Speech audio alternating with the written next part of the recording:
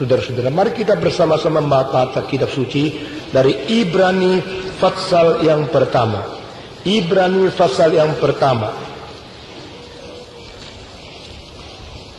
Kita membaca bersama-sama dari ayat yang ke-7. Pendeta Rudi akan membaca dengan suara keras bagi kita. Ibrani pasal pertama ayat yang ke-7.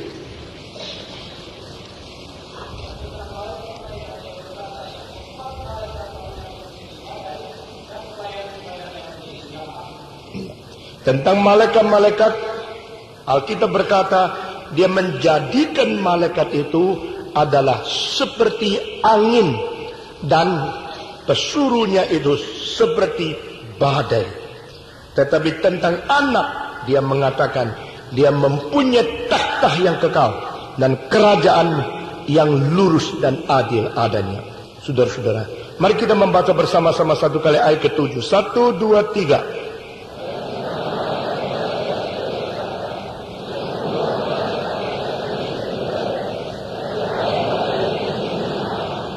Mari kita berdoa. Bapa di dalam surga, kami serahkan jam ini ke dalam tangan Tuhan. Kami serahkan hamba-Mu yang hina ke dalam tangan Tuhan. Kami serahkan seluruh anggota dan seluruh pendengar yang Tuhan kumpulkan pada hari ini ke dalam tangan Tuhan. Kiranya Engkau menyentuh, memberkati, dan memberikan urapan kepada kami. Sehingga yang berbicara dan yang dengar, mulut dan telinga melalui urapan Tuhan boleh mendapat menjadi berkat bagi diri kami sendiri dan boleh menerima saluran berkat dari Tuhan dan Roh-Mu yang kudus. Dengar doa kami Tuhan, dalam nama Yesus Kristus, penebus dan juru selamat kami yang hidup, kami berdoa. Amin. Pada kali yang terakhir saya berkhotbah di sini tentang ayat ke-6, kita melihat bagaimanakah perbedaan antara anak Allah yang kekal dengan malaikat-malaikat yang dicipta. Saudara-saudara, Kristus adalah yang mencipta, malaikat-malaikat adalah yang dicipta. Maka perbedaan antara sang anak dan sang pesuruh-pesuruh Tuhan itu adalah perbedaan yang bersifat kualitatif. The qualitative difference between Christ as the Son of God, who is the Creator, and all the angels who are all only created. Saudara-saudara, malaikat-malaikat itu dicipta untuk melayani Tuhan. Sedangkan Kristus adalah Allah yang mencipta dan akhirnya dia turun ke dalam dunia untuk melayani. Saudara-saudara, malaikat-malaikat diutus untuk melayani siapa? Mereka melayani Allah di tempat daripada kerajaan yang tertinggi, di tempat takhta yang kekal Tuhan Allah. Dan malaikat-malaikat juga diutus untuk melayani mereka yang akan menerima keselamatan, yaitu engkau dan saya, supaya bersama-sama kita boleh bersukacita menerima keselamatan pengampunan dosa dari Tuhan. Di situ malaikat yang melayani orang Kristen, dia ikut bersorak-sorai jikalau ada satu orang bertobat dan menjadi anak Tuhan.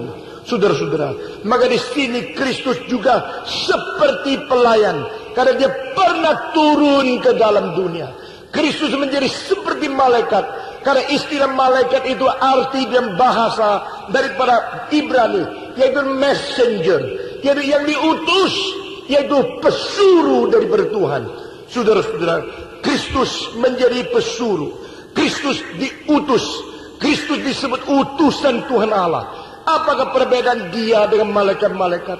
Saudara-saudara, pada waktu malaikat-malaikat itu melayani Tuhan, yang memberikan sembah sujud di depan daripada takhta Allah, mereka menyebut suci, suci, suci. Berarti Allah Bapa, Allah Anak, Allah Roh Kudus, ketiga oknum di dalam Allah yang Tritunggal ini sama-sama menerima sembah sujud daripada malaikat.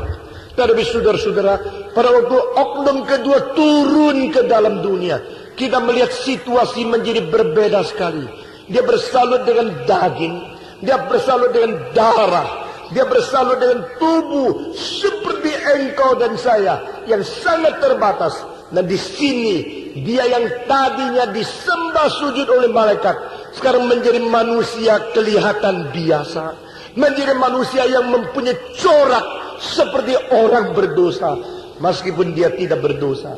Dan disinilah saatnya malaikat yang tidak taat kepada dia memutarbalikkan segala sesuatu dan minta Yesus menyembah kepada dia. Saudara-saudara, bukankah ini satu pemberontakan yang terbesar? Ini sesuatu yang paling kurang ajar di dalam satu drama kosmos, the cosmic drama yang begitu agung. Tuhan berkata, let all the angels of God worship Him. Semua malaikat Tuhan harus menyembah Yesus Kristus. Di dalam surga semua menyembah, kecuali Lucifer yang akhirnya berontak. Dia tidak mau menyembah Yesus, maka dia disebut sebagai setan. Istilah setan berarti penantang, istilah setan berarti penghambat, yaitu yang dicipta oleh Tuhan akhirnya menantang Tuhan, menghambat Tuhan, dan memberhentikan, menolak rencana pelaksanaan daripada kehendak Tuhan yang kekal. Maka setan disebut setan karena dia tidak mau menyembah Yesus Kristus. Pada waktu Yesus Kristus menjadi dunia, sekarang terbalik. Dia mentertawakan, engkau hanya tubuh manusia, engkau bertubuh berdaging berdarah, engkau bercorak seperti orang berdosa, engkau terbatas. Sekarang saya minta engkau menyembah aku. Dia merayu Yesus dengan pencobaan yang ketiga. Jikalau engkau menyembah aku, maka aku memberikan seluruh dunia kepada engkau. Asal engkau kompromi saja, satu kali saja tunduk kepada aku, maka seluruh dunia dan segala kekayaan dunia milikmu. Saudara-saudara, berapa banyak orang yang karena cinta uang, cinta kekayaan, mereka begitu gampang berkompromi dari wataknya, dari imannya, dari personalitasnya. Tidak bertanggung jawab lagi, integritasnya tidak ada, kejujuran diinjak-injak. Karena apa? Karena mereka lebih suka profit daripada mempertahankan watak yang bertanggung jawab. Saudara-saudara, inilah sesuatu gambaran daripada kegagalan sifat manusia.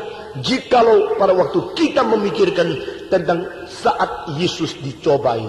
Tetapi Yesus bagaimana menjawab akan pencobaan itu? Coba tunduk kepada aku, sembah kepada aku satu kali saja, aku memberikan segala sesuatu kekayaan di dunia kepada engkau. Kalau Yesus mengatakan, oke, kan ini sementara saja, saya menunduk, saya menyembah engkau. Sekarang dunia kembali kepada aku, lalu saya minta ampun sama Tuhan. Mungkin Tuhan yang kasihan kepada saya bisa melepaskan saya daripada kesalahan yang pernah saya berbuat. Itu tidak terlalu sulit, bukan? Nah, inilah terjadi di dalam setiap zaman. Prinsip yang sama. Setan mau engkau tunduk kepada dia dengan mengkorbankan imanmu, mengkorbankan pendirian Kristenmu, mengkorbankan akan prinsip Alkitabmu. Akhirnya engkau mendapatkan profit yang banyak sekali. Tetapi Yesus tidak. Yesus menjadi contoh, menjadi teladan anak-anak manusia yang paling mutlak dan tuntas. Yesus mengatakan, nyala engkau, be gone. Saudara-saudara, karena Alkitab berkata, hanya menyembah Allah, hanya melayani Dia. Nah, ini menjadi satu kemenangan untuk menjadi contoh dari abad ke abad, bahwa anak Allah, oknum kedua dari Allah Tritunggal, telah menjadi sesuatu teladan bagi engkau dan saya. Dia yang set satu tren gereja yang setia adalah gereja yang tidak tunduk kepada setan. Gereja yang setia adalah gereja yang tidak berkompromi dengan iblis. Gereja dan orang Kristen yang sungguh-sungguh taat kepada Tuhan, mereka akan membangkang prinsip kitab suci dan menolak semua profit. Saudara-saudara sekalian, itulah sebabnya Kristus harus naik di atas kayu salib. Kristus memilih salib, bukan memilih mahkota.